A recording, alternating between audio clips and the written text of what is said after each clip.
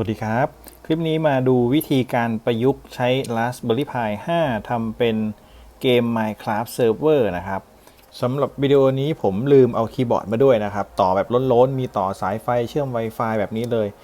ก็เลยใช้ SSH Shell ในการตั้งค่านะครับเดี๋ยวมาดูกันว่าจะติดตั้งเกม Minecraft Server ลงบน Raspberry Pi ยังไงบ้างจริงๆผมก็ดูจากเว็บฝรั่งนะครับแต่ว่าผมทำให้เห็นภาพง่ายขึ้นถ้าเกิดใครมี Raspberry Pi ก็ลุยได้เลยนะครับก็ต้องบอกข้อจำกัดก่อนนะครับตัวนี้เป็นการตั้งเซิร์ฟเวอร์ Minecraft เล่นบน local ก็คือการเล่นภายในบ้านหรือภายในออฟฟิศนั่นเองนะครับอยู่บน LAN เท่านั้นนะครับแต่ถ้าเกิดว่าใครต้องการพับอีกออกข้างนอกเนี่ยก็จะต้องเป็นการเล่นผ่าน DDNS เราสามารถตั้งค่าผ่าน DNS แล้ว forward เข้ามาที่บ้านได้ เป็นการ forward port เหมือนที่ผมเคยแนะนำ VPN ไปนะครับจริงๆก็ทำได้นะแต่สุดท้ายก็จำกัดว่าเราจะต้องเล่นกับคอมพิวเตอร์เท่านั้นนะครับแล้วก็ผมใช้ T-Launcher ในการเล่นนะครับซึ่งเป็นข้อจำกัดเราไม่สามารถเล่นโดย Microsoft Account ได้ก็คือเราไม่สามารถเล่นกับ iPad ได้นั่นเองเราจะต้องเล่นบนคอมพิวเตอร์อย่างเดียวนะครับถ้าเกิดว่าต้องการเล่นกับ iPad ด้วยเนี่ยอาจจะต้องทำอีกวิธีหนึ่งเดี๋ยวผมศึกษาต่อเดี๋ยวผมเอามานำเสนออีกทีนะครับในการติดตั้งเซิร์ฟเวอร์ Minecraft ผมก็ดูวิธีการติดตั้งมาจากเว็บ Tom Hardware นะครับตัวนี้เขาจะแนะนำวิธีการติดตั้งพร้อมกับคอมมานด์เอาไว้ให้เรียบร้อยแล้วนะครับทำไปเรื่อยๆตามนี้แล้วก็โหลดจริงๆถ้าคุณเปิดเว็บนี้ด้วยเนี่ยคุณสามารถ Copy Paste ได้เลยนะครับตามขั้นตอนนะดูคลิปไปด้วยแล้วก็เปิดหน้าเว็บนี้ไปด้วยก็สามารถที่จะ Copy Paste ได้ง่ายๆนะครับทั้งหมดเลยที่เขามีไว้ให้ผมไม่ได้ทำจนจบนะผมไม่ได้ตั้งเป็นออโต้สตาร์ทนะครับจริงๆ Start Manual ก็ได้หรือจะทำทั้งหมดก็ได้นะครับมีขั้นตอนอยู่ทั้งหมดเลยตั้งแต่ตั้งค่าเซิร์ฟเวอร์จนถึงการตั้งค่า Minecraft ตัวเกมเพื่อที่จะเชื่อมต่อบนคอมพิวเตอร์นะครับถ้าเกิดว่าคุณเปิด Raspberry Pi มาต่อคีย์บอร์ดกับเมาส์อยู่แล้วนะครับก็สามารถที่จะทำบน Raspberry Pi ได้เพราะว่าเขาเชื่อมต่อกับ Wi-Fi ได้อยู่แล้วเปิดเว็บเบราว์เซอร์ได้อยู่แล้ว Copy Paste ได้ง่ายๆนะครับเนื่องจากว่าผมไม่มีคีย์บอร์ดนะครับตอนนี้ต่อเมาส์กับ Raspberry Pi แล้วก็เชื่อมต่อ Wi-Fi อยู่เท่านั้นนะครับผมก็จะใช้วิธีการเปิด Secure Shell ขึ้นมาเพื่อเชื่อมต่อจากเครื่องคอมพิวเตอร์เข้ามา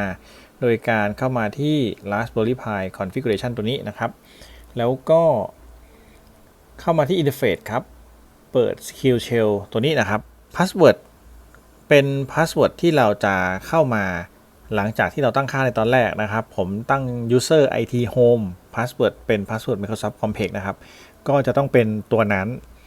ปกติแล้วในการติดตั้ง OS เราก็จำเป็นจะต้องกำหนด user อยู่แล้วแล้วก็ใส่ password อยู่แล้วก็ใช้ password ตัวนั้นในการเชื่อมเข้ามา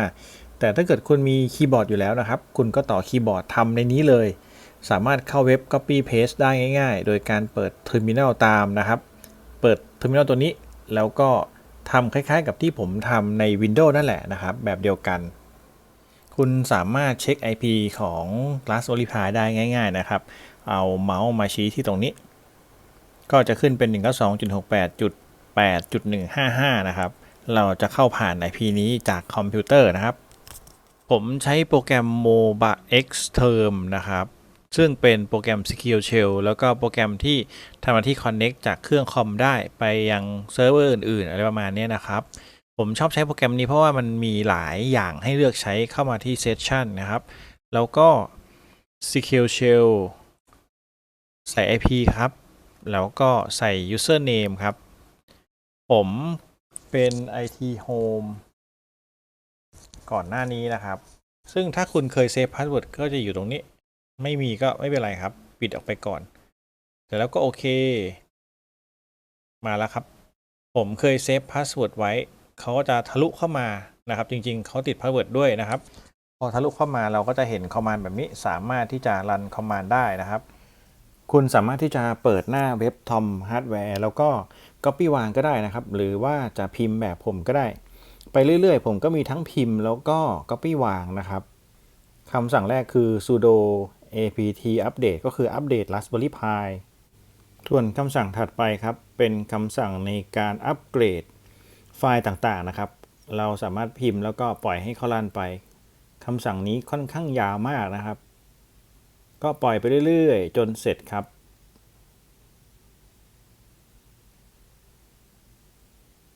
น่าจะ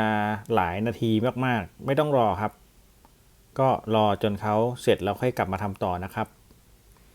แล้วก็คำสั่งถัดไปครับเป็นคำสั่ง install java นะครับ copy วางเลยก็ได้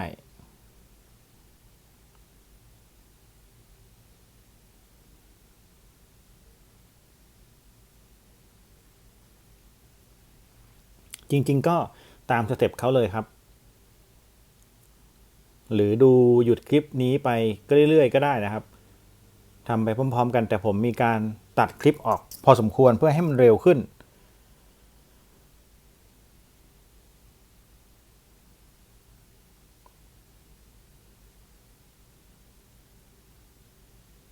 หลังจากที่ install java เสร็จแล้วก็โหลด minecraft server ซึ่งเป็นไฟล์ .jar นะครับไฟล์ไม่ใหญ่มากเขาบอกว่าประมาณ1 กิกนะครับหลังจากนั้นก็ dir ดูไฟล์ครับว่าไฟล์มาจริงแล้วนะเป็น server.jar นะครับหลังจากนั้นก็ลองรันคำสั่งต่อไปเพื่อ start server ครับ copy แล้ว paste เลยนะครับ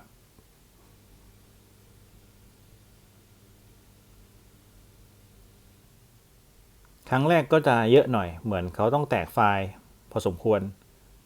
ถ้าเกิดใครเจอปัญหามีสีส้มสีแดงนะครับก็ลอง edit เพื่อแก้ไข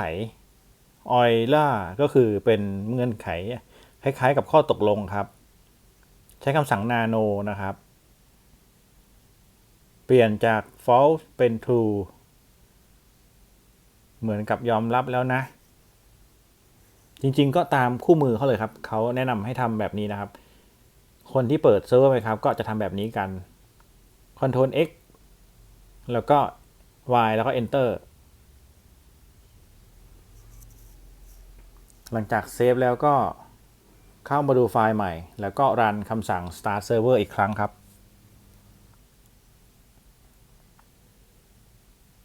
กดเลื่อนขึ้นเลื่อนลงหาเลยก็ได้นะครับกรณีที่คุณเคยรันไปแล้วเขาก็จะพยายาม start server ครั้งที่2จะไม่เยอะแล้วครับถ้า start เรียบร้อยเนี่ยก็จะมีหน้าจอนี้ขึ้นมาเป็นหน้าจอ command สถานะนะครับจะมีทั้งแบบผ่าน Secure Shell แล้วก็อยู่บน Raspberry Pi เองก็มีนะครับเป็นสถานะของเขาขึ้นมาโชว์เฉยๆว่าตอนนี้เป็นยังไงบ้าง Memory ใช้ไปเท่าไหร่เหลือเท่าไหร่นะครับถ้าเกิดรันเสร็จแล้วก็จะนิ่งๆเขาจะรันเปอร์เซ็นต์ไปจนถึง100นะครับสักพักหนึ่งพอถึง100เนี่ยก็จะหยุดนิ่งโอเคถือว่าเสร็จแล้วครับ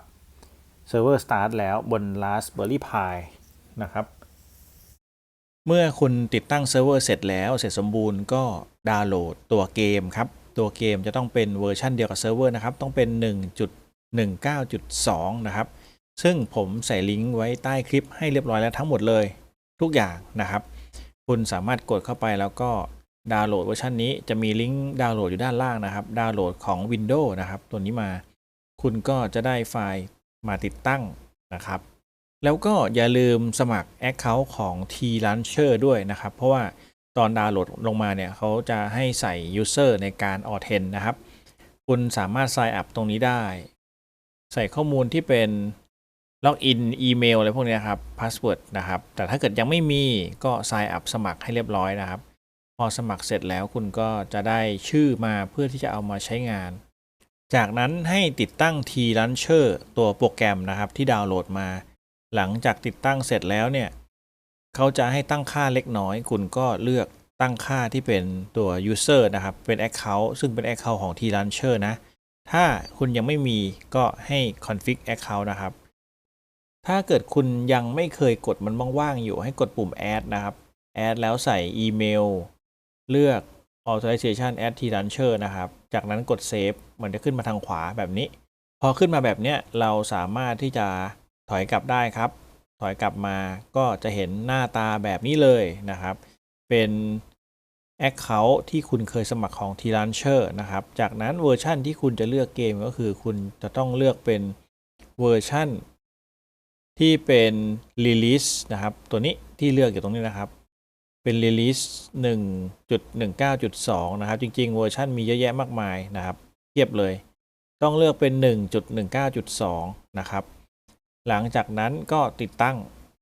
เพราะว่าผมติดตั้งไปแล้วก็เลยขึ้นเป็น Enter Game นะครับถ้าเกิดคุณยังไม่ติดตั้งเขาจะให้ install ก่อนนะครับพอเสร็จแล้วหลังจากนั้นพอ enter game ครับ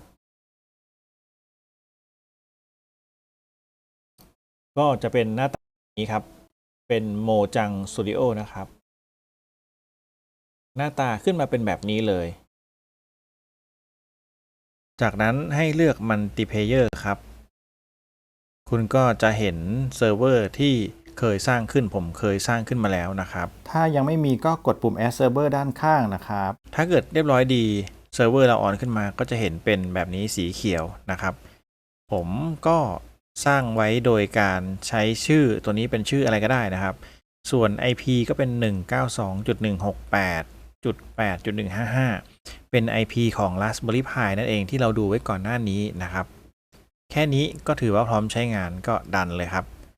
เราสามารถเชื่อมต่อได้แล้วก็คือกดจอยครับหลังจากที่พยายามจอยนะครับอาจจะเจอเรื่องของ fail to verify username แสดงว่าตัวเซิร์ฟเวอร์ยังปรับเป็นโหมดออนไลน์อยู่นะครับให้คุณพยายาม stop server นะพิมพ์ว่า stop แล้วก็ enter เลยนะครับเพื่อให้เซิร์ฟเวอร์เขาหยุดจากนั้นก็มาแก้ไขไฟล์ที่ชื่อว่า server.properties นะครับเราจะแก้ไขโดยพิมพ์ nano แล้วก็ตามด้วยชื่อไฟล์ server.property เพื่อที่จะให้เข้ามาแก้ไขการตั้งค่าเล็กน้อยของเซิร์ฟเวอร์นะครับหลังจากที่เรา edit ไฟล์ server.property แล้วให้เลื่อนเคอร์เซอร์ลงมาด้านล่างตรงกลางๆนะครับที่เป็นออนไลน์ให้เปลี่ยนจาก true เป็น false นะครับเป็นออนไลน์ขีดโหมดเท่ากับ false นะครับแล้วก็กด Ctrl X กด Y แล้วก็ Enter นะครับเป็นการเซฟไฟล์ให้เรียบร้อยหลังจากนั้นก็เลื่อนลูกศรขึ้นลงเพื่อเปิดเซิร์ฟเวอร์หรือ Start Server อีกครั้งนะครับในการ Start รอบนี้ก็จะไม่นานรอเซิร์ฟเวอร์ Start เสร็จก็ทดสอบการเล่นเกมใหม่อีกครั้งครับ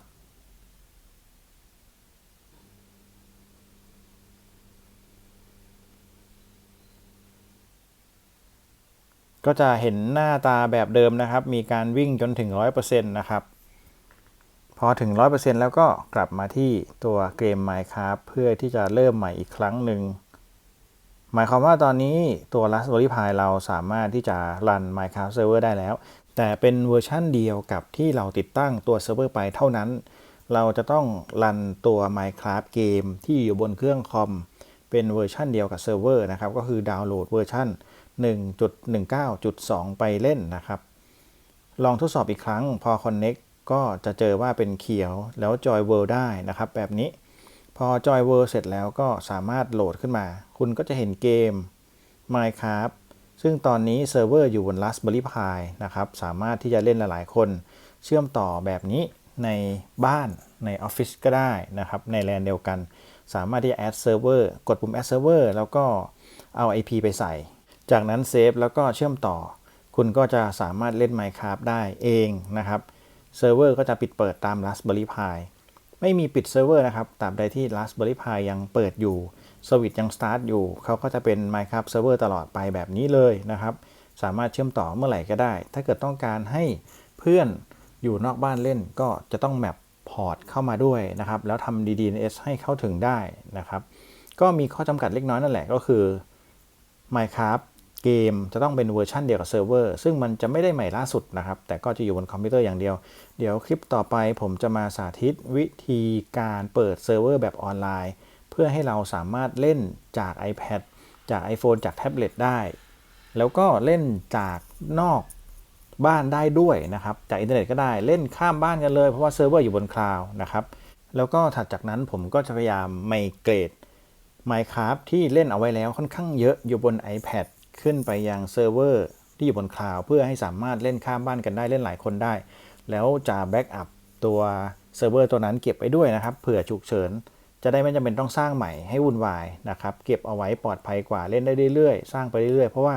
Minecraft เนี่ยเล่นนานนะครับกว่าจะจบแล้วก็สามารถชวนเพื่อนๆเข้าไปเล่นได้ด้วยสำหรับคลิปนี้มาสั้นๆเพียงเท่านี้ครับขอบคุณที่รับชมครับสวัสดีครับ